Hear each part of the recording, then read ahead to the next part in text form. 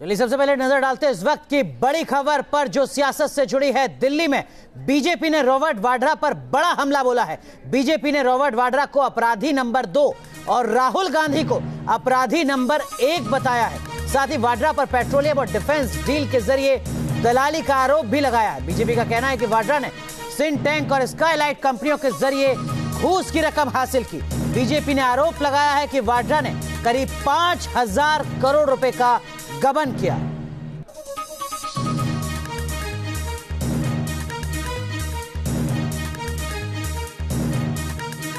Directly उस petroleum deal का money Skylight के अकाउंट में गया and it was in dirhams, जो दुबई की करेंसी है, उसमें गया। अप्रैल 2010 में यह पैसा स्काईलाइट के अकाउंट में गया है।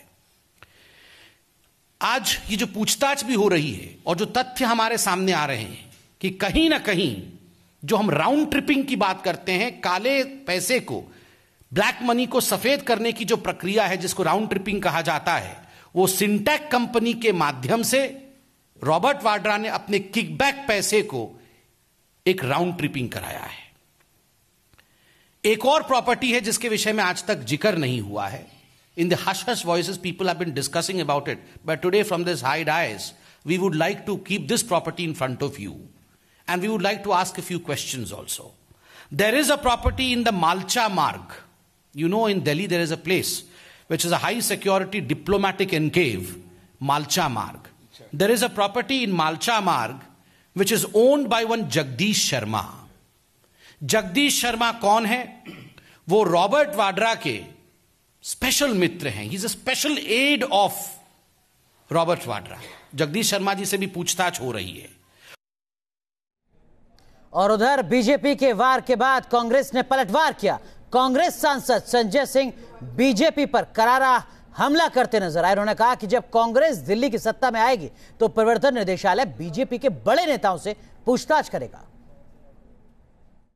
उनका जो नाम तमाम सारी चीजों में घसीटा जा रहा है, आज तक भाजपा के पास कोई भी चीज, एक बात भी प्रमाण की नहीं हुई।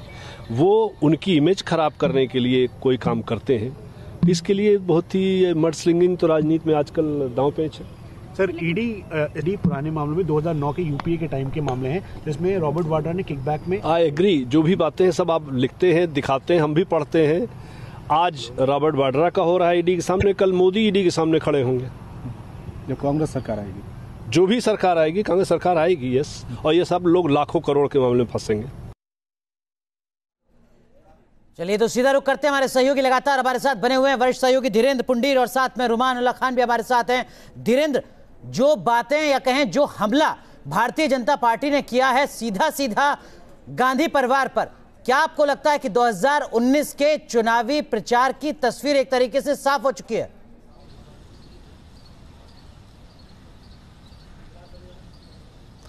देखिए, 2019 का चुनाव यहीं से निकलना है और यहीं एक दूसरे के पास इस तरह के हमले हम लगातार देखेंगे 2019 के चुनाव के फाइनल होने तक, क्योंकि जांच की जो भी ईडी जांच करेगा, सीबीआई जो भी जांच करेगी, उस सब के चीज़ों का इस्तेमाल दोनों ही पार्टियां एक दूसरे पर करने की कोशिश करेंगे। आपने सुना किस तरह संजय सिंह ने साफ कहा कि तब जाँच होगी। उनकी जो आज जाँच करा रहे हैं, अगर इसको देखें तो वो भी ईडी पर किसी तरह का वो ये बात जो अभी तक दुरुपयोग की बात करते हैं, वो ये नहीं, ये बिना बात के कह गए कि वो भी उसको ऐसे ही चलाएंगे अगर वो आरोप कर रहे हैं तो।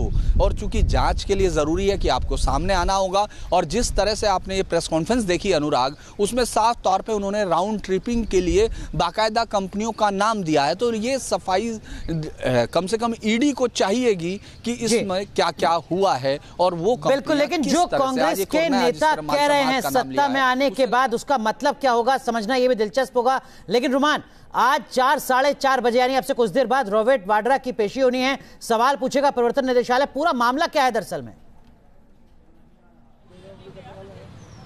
देखिए, बिल्कुल रॉबर्ट वाड्रा को 16 फरवरी तक अंतरिम जमानत इसी शर्त में मिली थी कि वो जांच में सहयोग करेंगे, जिसके बाद आज 4 बजे का समय दिया गया था जब रॉबर्ट वाड्रा यहां प्रवर्तन निदेशालय के जामनगर हाउस के दफ्तर में आएंगे। ये पूरा मामला दरअसल 19 लाख पाउंड की एक प्रॉपर्टी का है, जिसमें मनी लॉन्ड्रिंग का शक है और कथित तौर पर आरोप है कि इसमें मनी लॉन्ड्रिंग के जरिए ये प्रॉपर्टी खरीदी गई थी और पेट्रोलियम डील के जरिए जो किकबैक मिली थी उससे ये प्रॉपर्टी खरीदी गई थी। इस मामले में जांच की जा रही है। मनोज अरोड़ा नाम का एक और शख्स इस मामले में आरोपी है, जिससे ईडी ने कई बार पूछताछ कर चुकी है और उससे भी कई अहम जानकारियां मिली हैं। जो जानकारी मिली है उसके मुताबिक रॉबर्ट वाड्रा से जो सवाल पूछे जाने हैं वो प्रवर्तन निदेशालय के डायरेक्टर की देखरेख में तैयार किए गए हैं। एक लंबी फहरिस्त है सवालों की और वो फाइल जो रॉबर्ट वाड्रा केस से जुड़ी हुई है वो यहाँ ईडी मुख्यालय से जामनगर हाउस स्थित प्रवर्तन निदेशालय के दफ्तर में आ चुकी है।